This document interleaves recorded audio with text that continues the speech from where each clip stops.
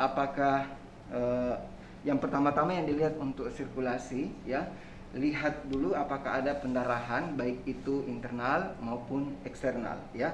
Kita lihat dulu secara eksternal, dibuka semua ya di bagian depan, bahkan pakaiannya ini, tapi tetap kita lindungi privasi pasien. Dan semua lubang-lubang, misalnya meatus uretra, kemudian anal ataupun vagina itu dicek semua ya, apakah ada darah yang keluar atau tidak. Kalau ada, lakukan beban tekan agar volume darahnya tidak keluar ya. Kemudian yang kedua adalah kita melihat apakah ada pendarahan internal atau organ bagian dalam. Yang dilihat yang pertama di rongga toraksnya, kalau misalnya ada jejas ya kemungkinan ada pendarahan ya. Kalau pendarahan yang banyak itu salah satu yang bisa kita kenali pasiennya mengalami akral dingin. Jadi dingin pada punggung tangannya ataupun punggung kakinya, menandakan sirkulasi darah dan oksigen tidak maksimal ke bagian perifer ya. Atau kita lihat juga CRT-nya ya. CRT-nya itu normalnya tidak boleh lebih dari 2 detik ini ya, pengembalian darah. Ini kan berwarna pink ya, kalau ditindis berwarna putih. Normalnya harus kurang dari 2 detik, ketika tidak ditekan lagi dia akan berwarna pink ya. Kita kembali ke yang tadi, bagaimana cara mendeteksi pendarahan organ dalam atau internal. Kita lihat rongga toraksnya ya. Rongga toraks ada jejas atau tidak, kemudian kita lihat bagian abdomennya ada jejas atau tidak, kemudian kita lihat bagian pelvisnya ada lebam ya, kehitaman atau bagaimana, kemudian di tulang panjang, di paha dan betis. Jadi ingat, semua dibuka tapi lindungi privasi pasien ya. Setelah itu Bapak Ibu sekalian, untuk menangani sirkulasi atau peredaran darah, maka kita harus memberikan pemasangan infus. Kalau misalnya pasiennya pendarahan yang banyak, maka kita melakukan pemasangan infus dengan memasukkan cairan sebanyak 1 sampai dengan 2 liter.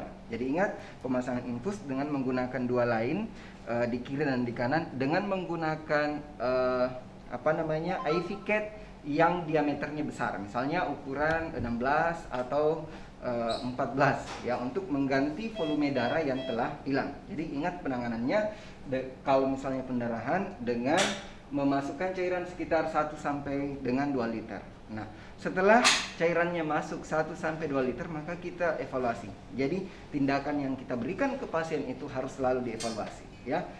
Bagaimana caranya evaluasi? Lihat ya, lihat ini akralnya apakah masih dingin atau tidak. Kemudian lihat termasuk tekanan darahnya tadi ya, tekanan darahnya, kemudian nadinya bagaimana, suhunya, dan ingat juga harus dilakukan pemasangan kateter. Mana kateternya, Dek? Minta tolong kateter.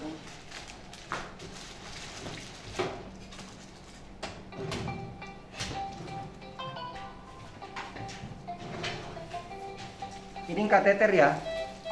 Nah, jadi tadi sudah pengkajian airway, breathing, sirkulasi ya. Kemudian selanjutnya pengkajian disability ya. Bagaimana pengkajian disability? Pengkajian disability itu Bapak Ibu sekalian, kita membutuhkan penlight ya. Yang pertama kita lihat pupilnya. Jadi di sini, mohon maaf saya buka ini. Yang pertama kita lihat pupil ya, pupil ya, matanya kita buka. Kalau dia berespon terhadap cahaya, penlightnya dulu, penlightnya yang bagus. Dia berespon terhadap cahaya ya, ketika ini berarti pasiennya masih sadar ya. Ya, ini kita lihat responnya, bagaimana respon matanya. Kemudian kita lihat pupilnya ya, ukuran pupilnya ya. Kita bandingkan pupil yang satu dengan yang lainnya, kiri dan apakah anisokor atau isokor. Maksudnya isokor itu sama antara ukuran pupil kiri dan kanan ya. Kemudian ukuran normalnya itu 2 sampai 3 mm. Dan misalnya pasiennya midriasis pupilnya, saat kita berikan respon cahaya, rangsangan cahaya, berarti menandakan ada lesi pada bagian otak ya, seperti itu. Kemudian yang kedua, kita lihat ototnya ya, ototnya bagaimana ototnya. Kalau misalnya pasiennya masih bisa, kita anjurkan untuk menarik tangan kita atau menggenggam. Kelemahan menandakan juga ada masalah pada bagian otak ya, atau disability. Selanjutnya exposure. Exposure itu kembali lagi melihat dari kepala sampai dengan kaki, apakah ada jejas atau tidak. Dan kemudian juga bahkan di bagian belakang, ini kita miringkan pasiennya, korbannya, ya. Kita miringkan korbannya. Bantu saya deh, miringkan.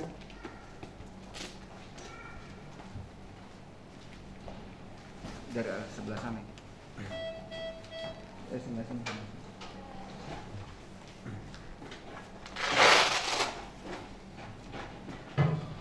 Satu lagi di sini.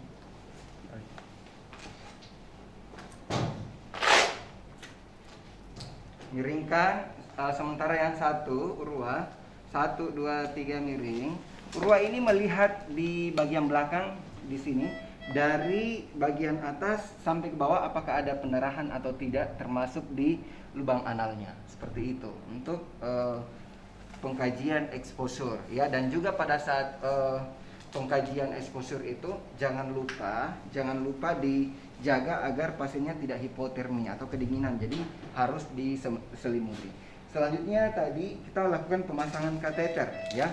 Tapi ingat, pemasangan kateter tidak boleh dilakukan ketika ruptur uretra. Apa tandanya? Ada darah mengalir dari lubang genitalia. Jadi jangan dilakukan. Fungsinya untuk apa ini? Untuk menghitung balance cairan, ya. Jadi kita akan lihat produksi urin normal itu 0,5 sampai 1 cc per kilogram berat badan per jam untuk orang dewasa. Jadi ketika berat badan 70 kg dalam 1 jam, produksi urin normal kita sekitar 35 sampai dengan 70 cc per kilogram per jam. Seperti itu. Kalau anak-anak itu 1 cc per kilogram berat badan per jam. Kalau bayi 2 cc per kilogram berat badan per jam. Seperti itu produksi urinnya. Kalau produksi urinnya kurang, berarti menandakan pasiennya shock atau risiko shock, ya. Jadi kita harus tambah cairannya. Jadi ingat itu, ya. Kemudian selanjutnya kita akan pasangi NGT, ya. Setelah NGT dipasang ke pasien.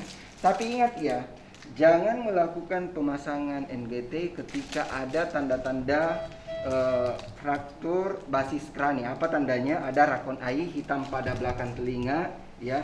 Kemudian bengkak pada mata, kemudian jejas pada leher, bahkan ada darah yang mengalir ke hidung, ke telinga atau hematotimpani. Jadi jangan dilakukan pemasangan NGT karena berisiko masuk ke rongga tengkorak, ya. Kemudian juga saya ulangi bahwa jangan juga melakukan pemasangan OPA ketika pasiennya sadar, oropharyngeal airway. Jangan juga dilakukan pemasangan MPA, ya, nasopharyngeal airway, ketika pasiennya tanda-tanda fraktur basis krani. Jadi ingat, pemasangan OPA itu digunakan pada pasien yang tidak sadar, ya, kemudian berisiko lidahnya jatuh ke belakang. MPA ketika pasiennya ada snoring dan juga pasiennya sadar, ya. Kalau dia sadar maka jangan pasang OPA tapi MPA, karena kalau OPA beresiko memunculkan refleks muntah. Setelah F polikateter, maka selanjutnya Bapak Ibu kita melakukan pemasangan, ya, pemasangan heart monitor. Jadi kembali ini dipasang, ya, dipasang. Jadi kalau kita tim, ada yang pasang cairan, ada yang pasang oksimetri nadi, pasang oksigen dan sebagainya. Ini bisa dilakukan secara simultan atau secara bersamaan, ya. Jadi heart monitor, ya. Kemudian yang terakhir adalah I. Jadi singkatannya kalau initial assessment itu pada orang trauma DR A B C D E F G H I, ya. Maksudnya apa? D danger aman, R itu respon, ya, memberikan respon, S itu sub for help atau minta pertolongan. Kemudian A itu airway jalan napasnya plus kontrol cervical, B itu breathing plus ventilasi memberikan oksigen, kemudian C sirkulasi plus pemberian cairan, dan D disability atau kesadaran, kemudian E itu exposure plus kontrol hipotermi, kemudian F polikateter, memasang kateter, kemudian G gastric tube, memasang NGT, kemudian H heart monitor, memasang elektroda untuk mengetahui listrik jantungnya, kemudian I itu intensive care unit. Jadi pasien-pasien seperti ini yang kritis, yang trauma itu harus dirawat di ruangan kritis untuk mendapatkan terapi lebih lanjut. Setelah itu Bapak Ibu sekalian, maka itu tadi namanya primary survey.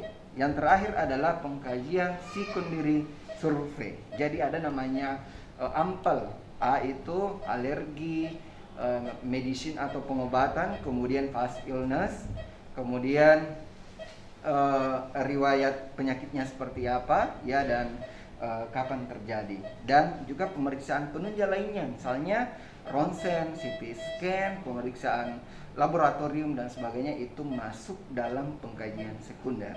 Saya kira demikian apa yang kami sampaikan pada kesempatan kali ini. Tentunya masih banyak kekurangan, ya. Mohon masukannya nanti untuk penyempurnaan konten video prosedural gawat darurat yang akan datang. Saya Sudarman, wassalamualaikum warahmatullahi wabarakatuh.